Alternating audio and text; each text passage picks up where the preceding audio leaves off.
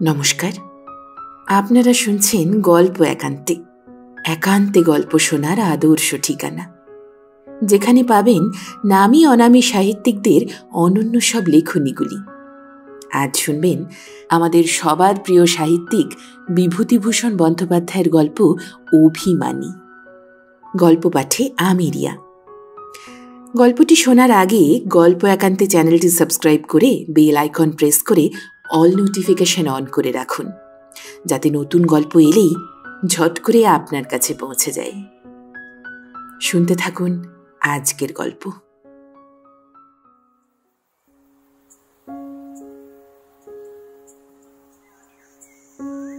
কাশী থেকে মোগলসরাই এলাম একেবারে নিঃসম্বল অবস্থায়। এর 6 মাস আগে আমি মুঙ্গেরের পিসিমার বাড়ি থেকে কাশী আসি ঠিক এমনই নিঃসম্বলে। মুঙ্গেরে পিসিমার বাড়িও এসেছিলাম নিঃসম্বলে, নিজের দেশ যশোর জেলার এক অজপাড়া গাঁ থেকে। উদ্দেশ্য চাকরি খোঁজা। মুঙ্গেরে পিসেমশাই ও পিস্তুত ভাইরা আশা দিয়েছিল চাকরি একটা জুটিয়ে দেবে। তারা তা পারেনি কিংবা করেনি। পিসিমা কেবলই স্তোক বাক্য দিতেন, থাকো না বাপু দুদিন, দেশ থেকে এচো, জলে তো আর পড়ে নেই তুমি। এমন কিছু নয় যে ঘরে তোমার ছেলে মেয়ে কাঁদছে। বলে আপনি আর কপনি, কিসের ভয় তোমার?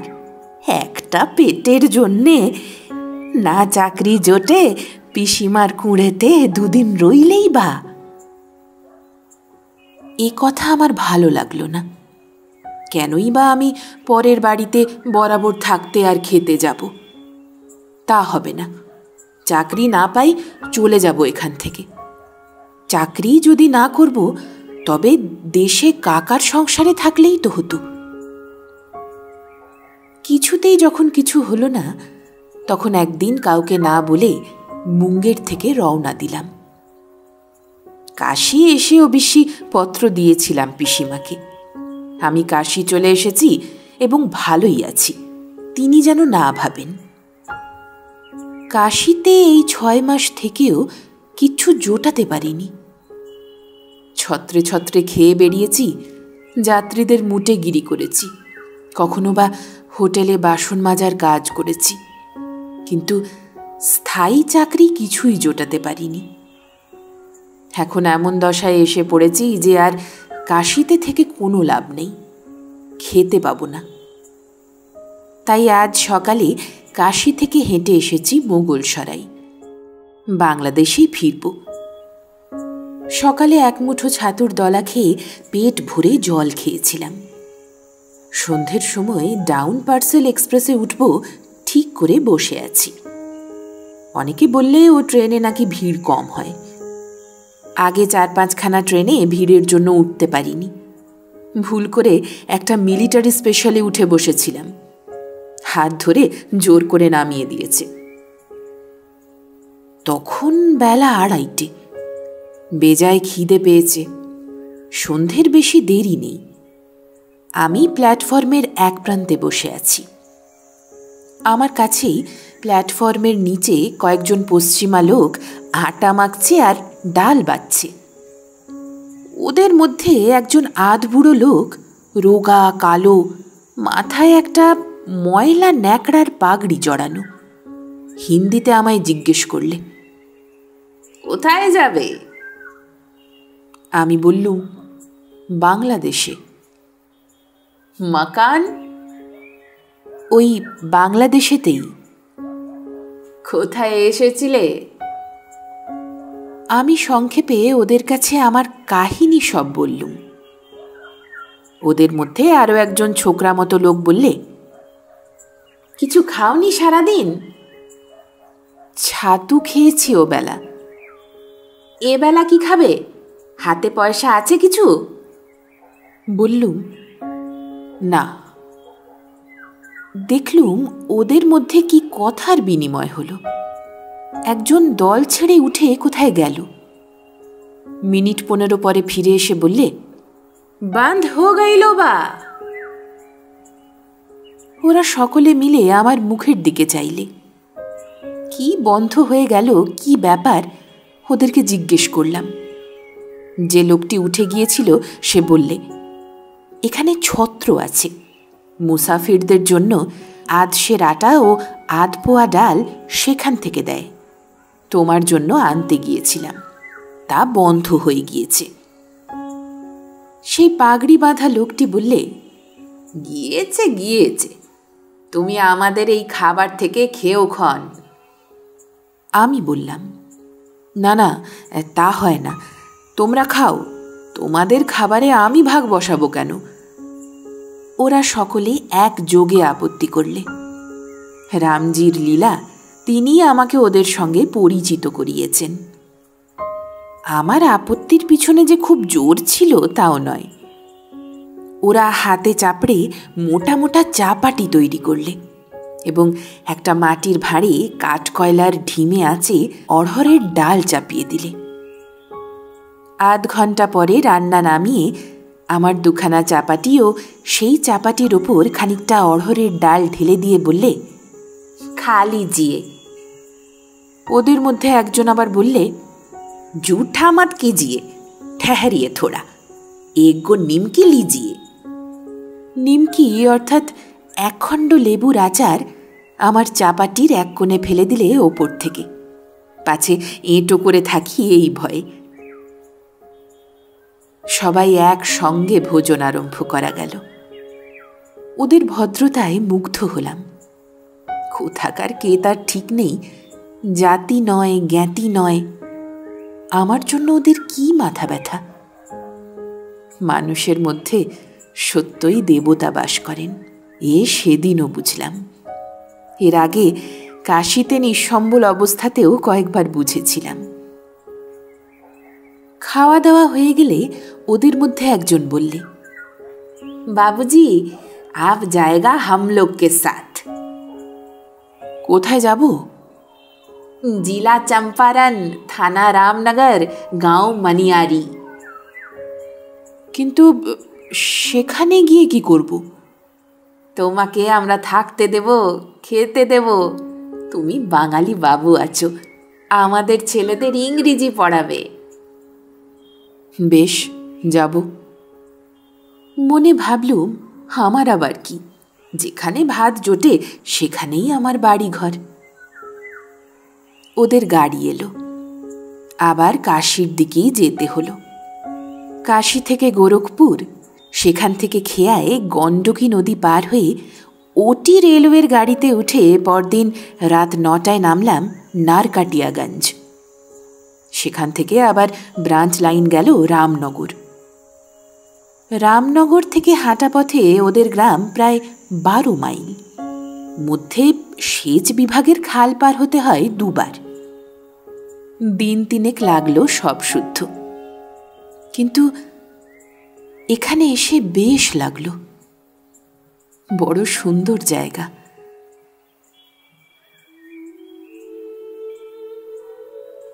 আমি যখন ওদের গ্রামে পৌঁছেছি তখন বেলা 3টে। দূরে একটা সাদা মতো জিনিস পাহাড়ের মাথায় দেখা যাচ্ছিল অনেকক্ষণ থেকে। আমি মনিয়ারি ক্যানাল পার হবার সময় থেকে পর্যন্ত চেয়ে দেখছি। বললাম, কি ওটা? ওরা বললে, बर्फ, वो हिमालय गिरी ना है, हिमालय में जो बर्फ गिरता है।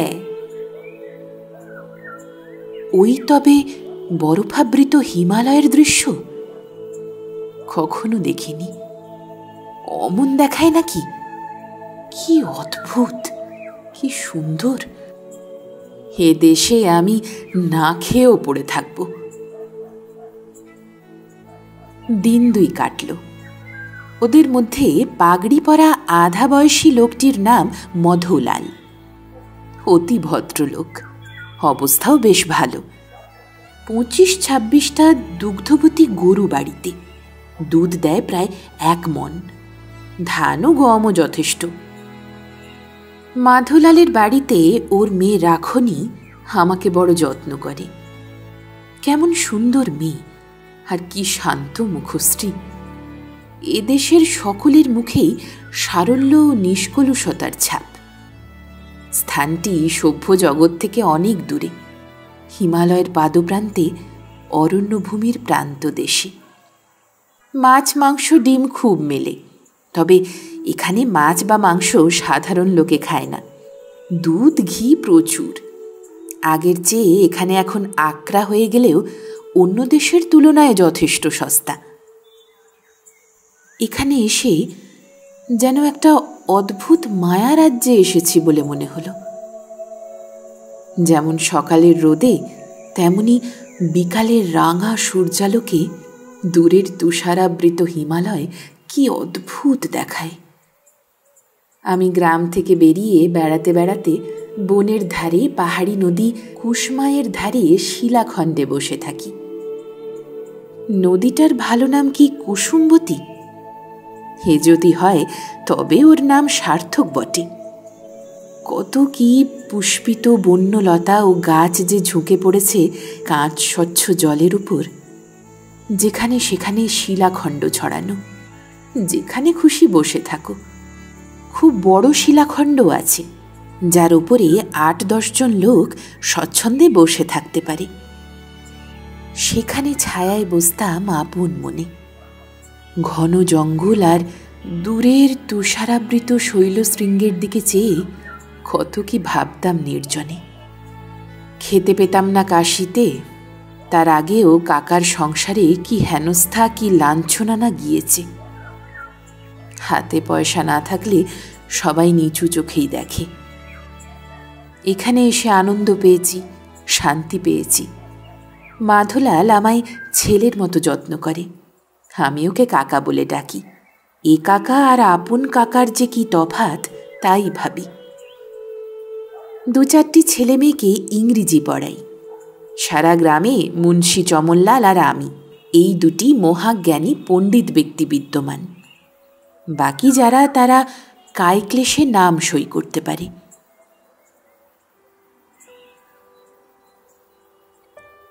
রাখনি একদিন সন্ধ্যায় বললে, বাঙালি বাবু, আমি আজ তোমার জন্য ভাওরা পাকাবো, খাবে তো? সে আবার কি? ভাওরার নাম শোনোনি? রাখনি খুব অবাক হয়ে গেল। এ আবার কোন দেশের লোক রে বাবা, যে ভাওরার নাম শোনেনি? সে হাত নেড়ে দেখিয়ে বললে, আটার হয়, এমনি গোল গোল, ঘুঁটের আগুনে পোড়াতে হয়, ঘি জবজবে, আলুর চোখা দিয়ে খেতে হয়। তা আলু ভাতে দিয়ে ভালো লাগে? খুব, খেয়ে দেখো। আর বাঙালি বাবু, কি? তুমি বাপজিকে বলো তোমার কাছে আমি আংরেজি পড়ব। আচ্ছা, আজই বলবো। তারপর রাখনি আমার সঙ্গে বসে গল্প করে। বাঙালি বাবু, এখানেই থাকো, কোথাও যেতে দেব না। মাঠা খাওয়াবো, ছাতুর লাড্ডু খাওয়াবো, মালাই মিঠা খাওয়াবো। তা না হয় খেলাম, কিন্তু মাছ মাছ না খেলে বাঙালির শরীর টিকবে কদিন? রাখনি শুনে খিলখিল করে হেসে ওঠে। ঝকঝক করে ওর মুক্তোর মতো দাঁতগুলি। 14-15 বছরের সুশ্রী মেয়ের মুখের প্রাণ খোলা হাসি। বলে, মাছলি কত আছে কুসমায়ে, পাটানডান্ডির নাহরে মাছ ধরতে যাবে? সে তো গভর্নমেন্টের খাল, সেখানে ওদের লোক বসে আছে, মাছ ধরতে দেবে কেন?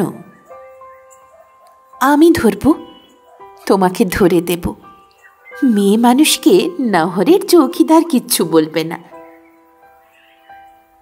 এবার আমি হেসে ফেলি, বললাম, গভর্নমেন্টের চৌকিদার মেয়ে পুরুষ বাঁচবে না রাখনি?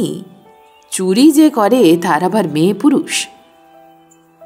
দুজনেই খুব হাসি, আমোদ লেগেছে দুজনেরই। রাখনি এত ভালো মেয়ে, তার আপন পর জ্ঞান ছিল না। আমি ওদের বাড়িতে কেউ না, অন্নদাস বলা যেতে পারে। রাখনি কিন্তু আমাকে বড় আপনার জন ভাবত। তার সর্বদা চেষ্টা ছিল যাতে আমি অভুক্ত না থাকি, খেয়ে আমার পেট ভরে। এর জন্য তার কত যত্ন, কত অসম্ভব হাস্যকর প্রয়াস। আমি বলতাম, রাখনি, আমি বিদেশি লোক, আজ এসেছি, কাল চলে যাব। তুমি আমাকে এত ভালোবাসো কেন? আমি চলে গেলে কষ্ট পাবে। রাখনি বলতো, ইস, চলে যাবে বই কি, তবে আর কি, বিয়ে করব তোমাকে, দুজনে বাস করব আমাদের বাড়ির পাশে। আচ্ছা বাবা, তা চলবে কিসে? বাবার কাছ থেকে জমি চেয়ে নেব, তুমি জমিতে চাষ করবে। ওইটুকু মেয়ের কি বুদ্ধি! আমার এমনি হাসি পেত। এর মধ্যেই সব ঠিকঠাক করে বসেছে। রাখনিকে আমারও বড্ড ভালো লাগত। ওর স্নেহ যত্ন ভুলবার নয়। অবশ্যই ওর বাবাও খুব ভালো। একদিনের জন্য আমার প্রতি তার অযত্ন দেখিনি।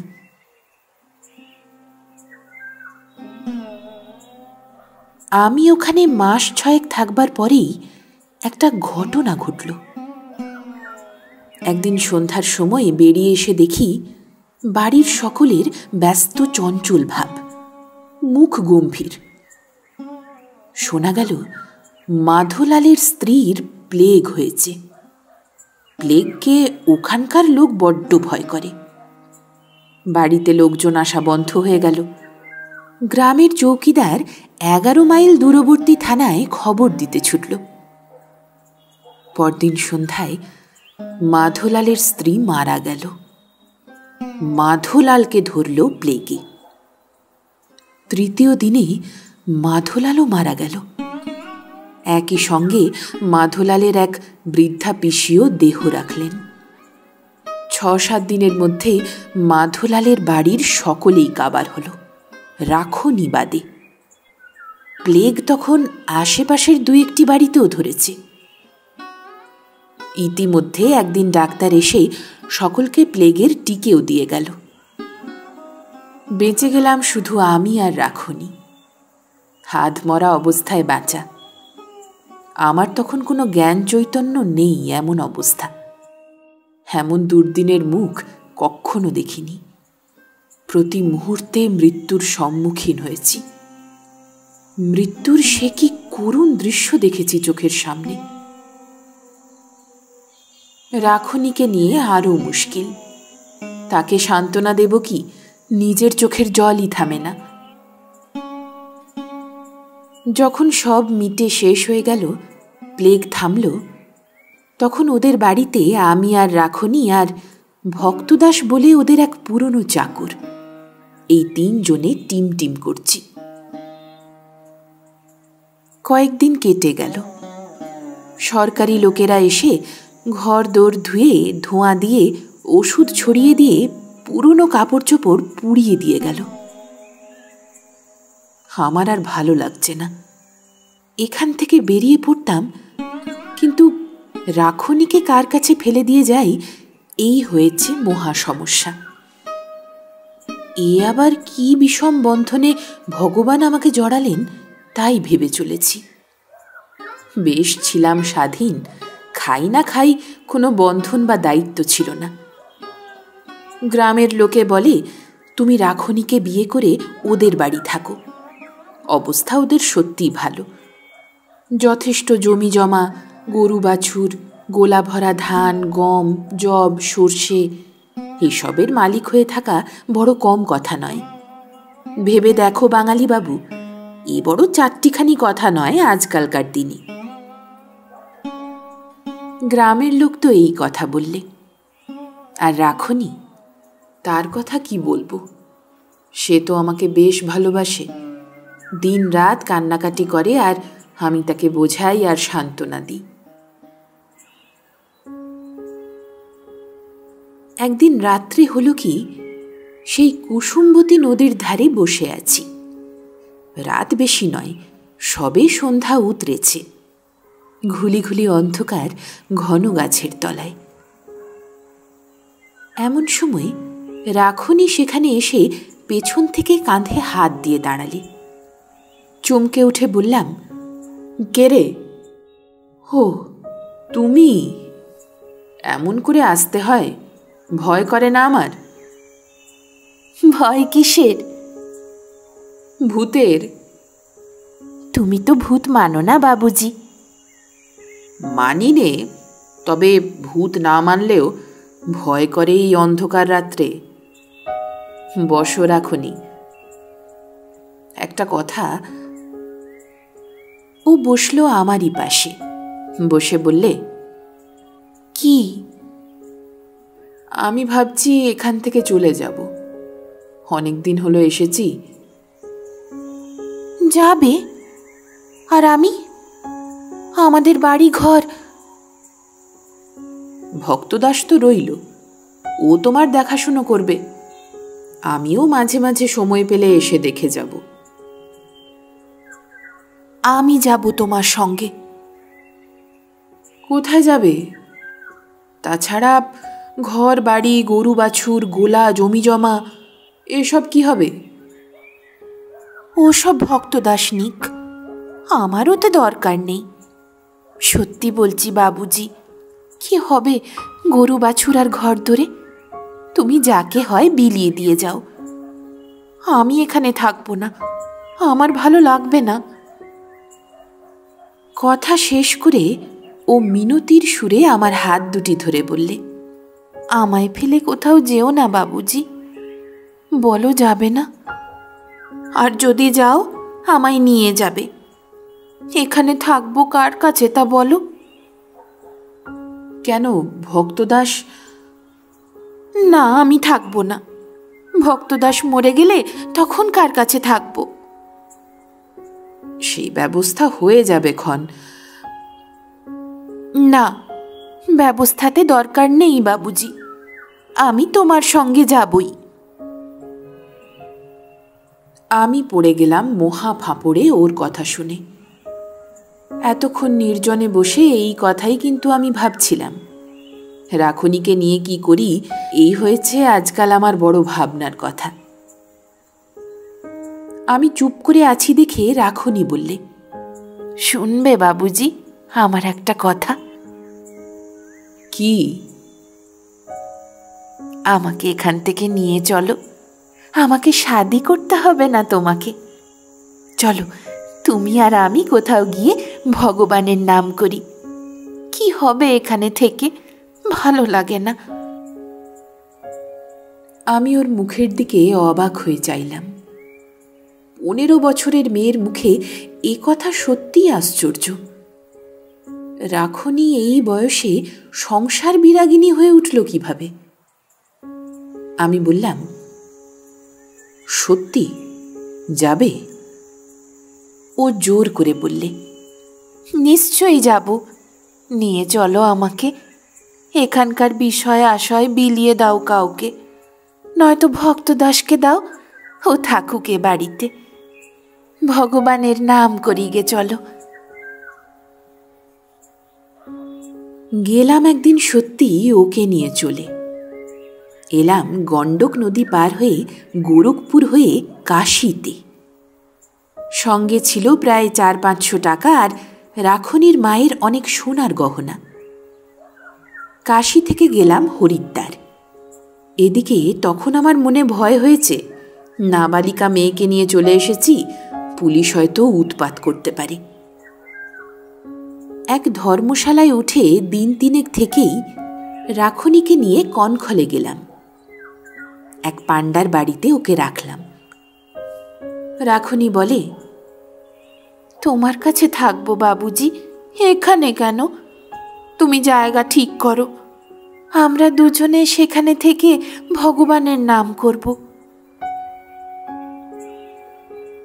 দিন দিন একটা আশ্চর্য ব্যাপার লক্ষ্য করতে লাগলাম। হরিদ্বারে এসে পর্যন্ত ভগবানের পথে যাবার জন্য ওর প্রাণ ব্যাকুল হয়ে উঠতে লাগল। এক বাঙালি সাধুর সঙ্গে খুব আলাপ হয়ে গেল গঙ্গার ধারের ঘাটে। তার নাম স্বামী বাসুদেবানন্দ। তার আশ্রমেও আমরা গেলাম। কনখলে গঙ্গার ধারে একটা পুরানো দোতলা বাড়িতে তিনি থাকেন। স্থানটি নির্জন, বাঁধানো ঘাট পুরনো বাড়ির নিচেই, পুরনো মন্দির ঘাটের ওপরই। কিভাবে আলাপ হলো তা বলি। আমরা সেই পুরনো ভাঙা ঘাটে গিয়ে বসেছিলাম। সন্ধেবেলা। ওপারে কি একটা পাহাড়, পরে নাম শুনেছিলাম চণ্ডীর পাহাড়।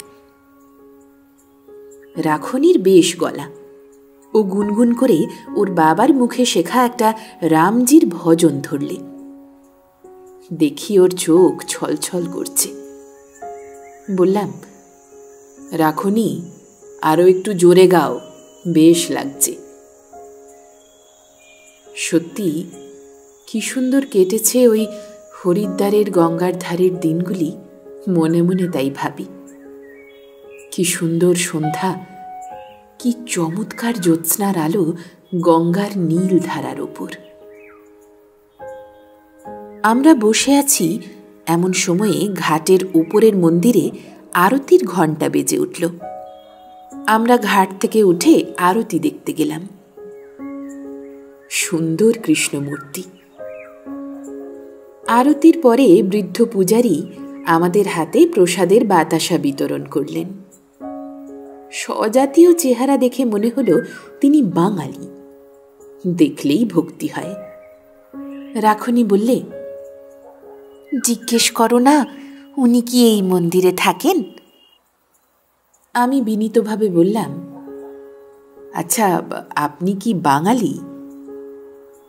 তিনি হেসে বললেন, হ্যাঁ, তুমিও কি বাঙালি নাকি?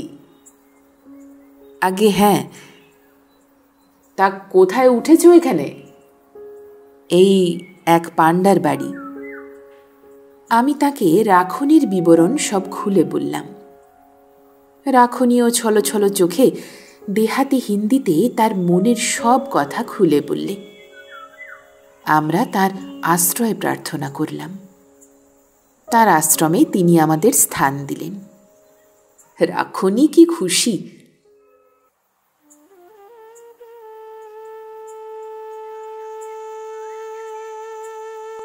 7 দিনের মধ্যে সে সাধিকা সন্ন্যাসিনী বনে গেল। 15 বছরের মেয়ে, কি তার ভজন গানে নিষ্ঠা! মন্দির মার্জনা করতে লাগলো যেন প্রাণ ঢেলে দিয়ে।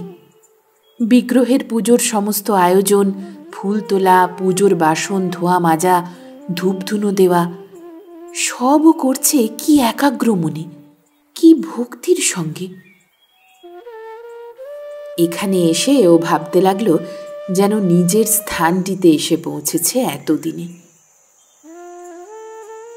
বাসুদেবানন্দ সন্ধ্যাবেলা ওর মুখে হিন্দি ভজন শুনে বড় খুশি। 1টি না 2টি মাত্র ভজন সে জানে, তার বাবার মুখে শোনা। তার মধ্যে একটা হলো তুলসীদাসের, पंग चढ़े गिरी पर गहन मुक करे बाचाल।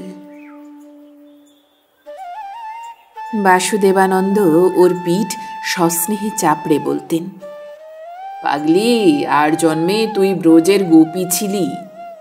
এই বয়সে এত কৃষ্ণ ভক্তি এলো কোথা থেকে তাই ভাবি। তার ফুলের মতো পবিত্র বালিকা মনটি সর্বদা উন্মুখ হয়ে থাকে এতটুকু ভক্তির আলো পাবার জন্য। মন্দিরের বিগ্রহের অমন প্রাণ ঢালা সেবা দেখে স্বামীজি নিজেই মুগ্ধ হয়ে গেলেন। আমি লক্ষ্য করলাম রাখনির চেহারা দিন দিন বদলাচ্ছে। সে যেন ওই মন্দিরে চিহ্নিত দেবদাসী কত কাল থেকে। রাখনি আর আমার সঙ্গে কথা বলে না। দিন দিন সে মন্দিরের কাজে নিজেকে বিলিয়ে দিচ্ছে। ও দূরে সরে যাচ্ছে ক্রমশই আমার কাছ থেকে। একদিন ওকে বলি, রাখনি, আমি ভাবছি এখান থেকে চলে যাব। ভেবেছিলুম ও বোধহয় বলবে, আমাকেও নিয়ে চলো। কিন্তু ও নির্বিকারভাবে বললে, কবে? 2-1 দিনের মধ্যেই। আবার কবে আসবে? দেখি। এতেও কিচ্ছু বললে না। বুঝলাম রাখনির মন অন্যদিকে চলে গিয়েছে, আমায় আর ও চায় না। বড় দুঃখ হলো মনে। মনে পড়ল কুসুম্বতীর তীরে সেই সব সন্ধ্যার কথা। কি মধুর হয়েই আছে সেগুলির স্মৃতি মনের কোণে। কত দূরে চলে গিয়েছে সেসব দিন, আর কোনো দিন ফিরবে না। বেশ বুঝতে পারছি আর ফিরবে না। এক এক সময় ভাবি ভুল আমিই করেছি। রাখনিকে বিয়ে করে ওদের গ্রামেই বাস করতে পারতাম। সকলেই বলেছিল, রাখনিও বলেছিল, কারো কথা শুনিনি। একদিন কাউকে কিছু না বলে কনখল থেকে রওনা হলাম। আজ 7-8 মাস হয়ে গেল, আর যাইনি, চিঠিপত্রও দিইনি, আর যাবও না। আশা করি রাখনি সুখী হয়েছে। কিন্তু তবুও ভুলতে পারিনি কুশমাইয়ের ধারের সেই অপূর্ব সন্ধ্যাগুলি। রাখনি আমার হাত ধরে বলেছিল, কোথায় চলে যাবে বাবুজি? যাও তো, আমারে নিয়ে যেও। পেছনের দিন পেছনেই পড়ে থাকে, আর কোনো দিনই সামনে এসে এগিয়ে দাঁড়ায় না। আমি এখন এসে আবার কাকার বাড়ি ঢুকেছি। কাকার গরু বাছুর বাঁধি, হাট বাজার করি, খুড়িমার মুখ নাড়া খাই, আর সঙ্গে সঙ্গে 2টো ভাতও। নয়তো এ বাজারে ভাত পাচ্ছি কোথায়?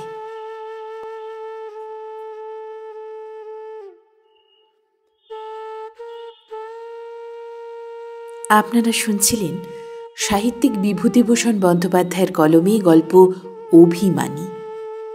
গল্পটি কেমন লাগলো কমেন্ট করে আপনার মতামত অবশ্যই জানাবেন। ভালো লাগলে একটি লাইক, সকল পরিচিত মানুষের সাথে শেয়ার, আর পরবর্তী গল্প শোনার জন্য সাবস্ক্রাইব করতে ভুলবেন না। সঙ্গে থাকুন, শুনতে থাকুন গল্প একান্তে।